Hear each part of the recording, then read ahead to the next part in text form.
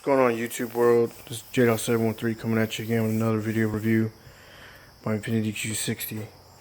I did a video, I don't think anybody saw it. It's just like 2 views, but I had to do it over again because I think it came out real shitty. But I installed the HKS BOV valves.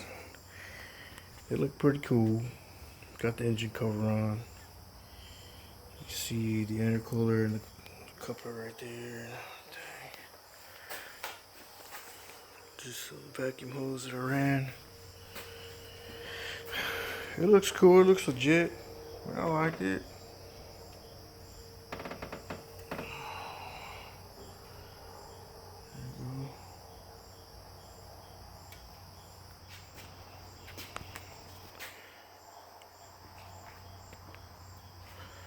I like the way it looks because you can actually see them past the engine cover. Looks dope. I'm gonna put the camera down so I can turn the engine on and y'all can check out how it sounds.